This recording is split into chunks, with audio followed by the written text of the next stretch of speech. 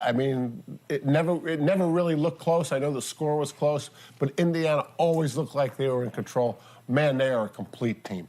Yeah, and how about Iowa? I mean, got down in the game and was able to come back and do a really good job. It's a team we've talked about for the last handful of weeks. I really do think they're one of the best teams in the conference, the way they're playing ball right now. And Spencer Petras threw it around the yard pretty well. Overall, great day of football. We will get to all of those storylines, but let's start with the Buckeyes. And, of course, the uncertainty surrounding the COVID with Ohio State. They ended up being without their head coach, Ryan Day. There's Larry Johnson, who would be taking over. They were without 3 of their 5 offensive linemen starters. They had 17 scholarship players out for this game.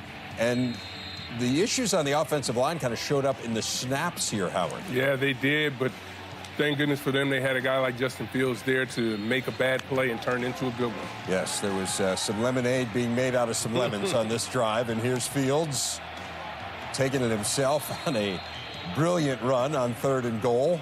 About as good a 2-yard run as you'll see. In the Buckeyes on top 7-0. And then it's Fields going 44 yards. Went a career high 104 on the ground, Joshua. Yeah, the little hesitation move on that play, too. It's ridiculous. The guy is one of the best athletes with the ball in his hands in all of America. A couple plays later on a 2nd and 10, it is Fields finding Garrett Wilson and makes his way down the sideline for the touchdown. Buckeyes on top 14-0. Second quarter, same score. Fields again. Ohio State ran for 322 yards in this game. Larry Johnson says, "This head coach thing easy." Second quarter, how about this play by Haskell Garrett, Josh? That's just ridiculous. I mean, here's a guy who we didn't even know if he was going to be playing this fall, making plays like that. Nice to have on the interior of your defensive line. Buckeyes on top 28-0. Rocky Lombardi sacked here by Tyreek Smith. Lombardi injured his head on the play. Would leave the game. Michigan State down 28-0 at the half. Michigan State just 261 total yards. How about our Jimmy John's freaky fast play of the game? Trey Sermon. We've been talking about the tailback run, Jerry. Here it is. Yeah, and you can see his burst here. You know, he was an inside runner today more than he's been in the past. Really impressive. Longest run of the season for the Buckeyes, and they were quite literally off and running in this one. Up 38-10. It is Fields to Chris Olave. Threw for 199 yards. Fields did. Ohio State wins it 52-12. Larry Johnson getting the well-deserved bath. 5th straight win over Michigan State for the Buckeyes. It's the most points they have scored against the Spartans since 1969. They're one shy of a school record for consecutive conference games with 38 or more points. Their 4th conference road win by 40 or more in the last 2 seasons, most of any team in the country. Let's get some post-game reaction. Quint Kesenick with Justin Fields. Justin, take us behind the scenes. What was this week like with all the uncertainty? Yeah, this week was crazy. You know, we had a few guys out, so a few guys had to step up and play. So I think those guys did a great job. You know, Coach Day had COVID, so I think Coach Day did a great job leading our team. And we had a bunch of leaders step up this week for our team, so it was just great seeing that leadership grow on the team. How would you best describe your performance? My performance was, you know, good enough for a win, and at the end of the day, that's all that matters. So I'm not looking at numbers, not looking at that, just the win column. So, looking forward, how do you deal with the unknown of what is this football season? Take one day at a time. That's all we can do. Take one day at a time. Don't take a day for granted. I mean, if I learn anything, it's just not take any of this for granted. So I'm just gonna, you know, just spend every day with my brothers and, you know, just continue to get better. Yeah, it was tough. No question, which is the most important. Just preparing. You know, we knew the guys were, the coaching staff was down, but we had some guys stepped in. Coach Combs did a great job. I mean, the entire coaching staff did a good job of filling in. We call it standing the gap. When the next guy's out, somebody has to intercede for that person who's out. And I thought the staff did a great job of just standing the gap and moving us forward and giving our kids a chance to play on Saturday. And I think that's the most important thing, you know, during our whole entire week. 9th straight road win for Ohio State, and Howard Fields coming off his worst game as a Buckeye by far. Last time we saw him against Indiana, he threw as many interceptions in that game as he threw all of last season, but he was back on track in this one. And I think one of the things he learned from that game is that he doesn't need to force the football anywhere. He can make those plays better if he holds on to it, and that's, I think, what we saw today. Without a doubt, you saw the versatility in his game that he can pull it down and make the runs that he needs to make. This is an outstanding play, making the guy miss the line of scrimmage and a little hesitation move, and then he takes it to almost to the house outside.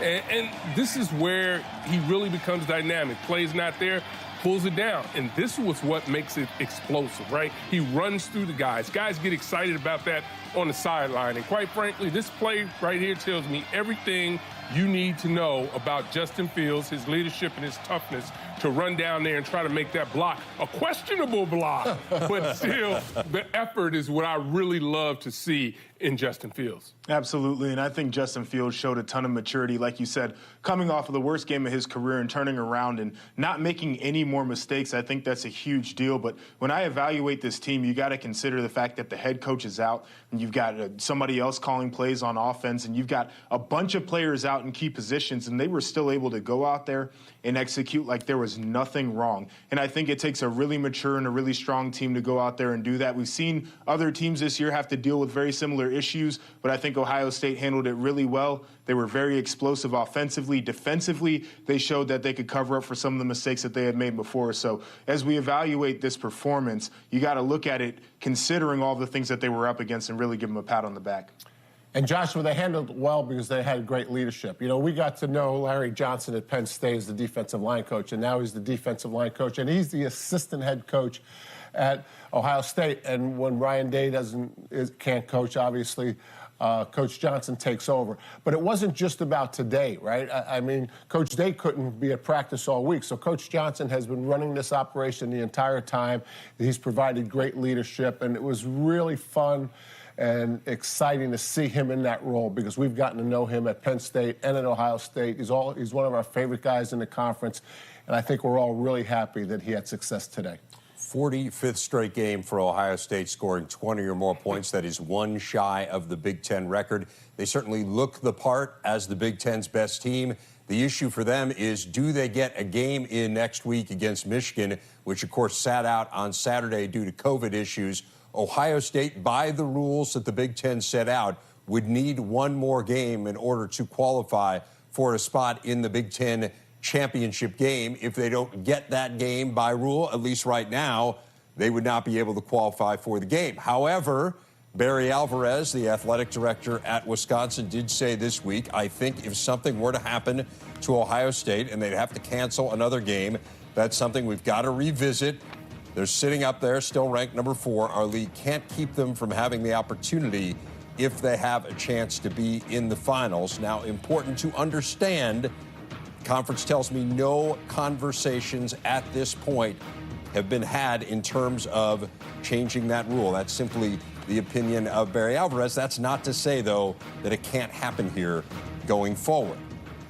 Meanwhile, we know one team that will be in the Big Ten championship game, Northwestern, by virtue of the fact that there were 3 games played today, clinched themselves a spot in the title game. Now, Wisconsin losing actually means they'd get in mathematically, even if they were to change the rules for Ohio State, and then subsequently Wisconsin would have had them change for them too. But the bottom line is the Wildcats are in. So, Pat Fitzgerald, how does it feel to clinch the division on a day you're not playing?